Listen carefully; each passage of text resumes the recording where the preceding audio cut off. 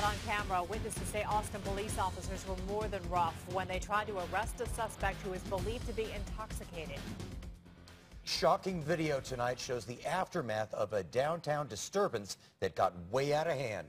Good evening, I'm Mike Warren. And I'm Christine Haas. Thanks for watching. Those two brothers were taken down by police. One ended up in the hospital, the other behind bars. And Fox 7's Ashley Curtis is joining us live from West 6th Street with more on what happened. Ashley, when I talked with the man who took this video, you could tell he was really upset by what he saw. That's right. There was a lot going on out here. Now, it was just 2 days ago, Super Bowl Sunday, when police were called out to here right behind me, Pop nightclub.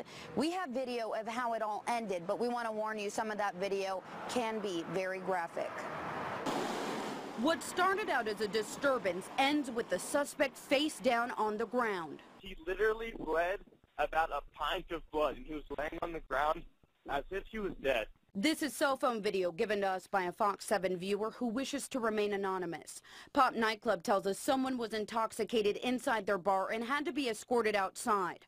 At that point, they say the suspect started swinging at random people. Police were then called to the scene.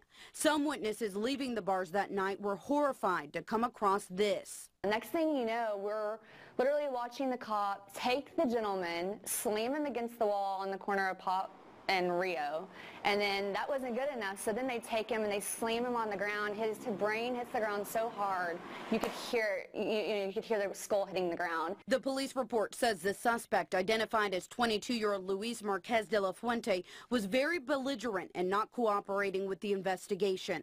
He was placed under arrest for public intoxication as police say he was a danger to others. Everyone's like running around like, what is going on? Why are the cops attacking this guy? Because from what we saw on it walking up, the guy wasn't resisting arrest. He wasn't fighting the cop. During this time, Pop nightclub says De La Fuente's brother became irate and went at the cops. In the police report, 25-year-old Gabriel Marquez de la Fuente charges toward officers screaming, "You're killing my brother." He reportedly ignores commands to stop and attempts to grab one officer by the neck and head. That's when Gabriel is placed under arrest for interference with public duties. But after putting up a struggle to get into the patrol unit, he was tasered and now also faces a charge of resisting transport. And I was just like, wow, I can't believe that this is happening. Like, this is unconstitutional, definitely. EMS transported the first brother, Luis, over to UMC Brackenridge Emergency Room for treatment. While there, police say he was restrained with handcuffs to keep him from assaulting anyone. But Luis reportedly swung his right leg, intentionally striking the back of an officer's head. It's a situation some witnesses say could have ended differently. I mean, it's not like this is the first time you've heard about something like this, and to see it in your own backyard is pretty scary.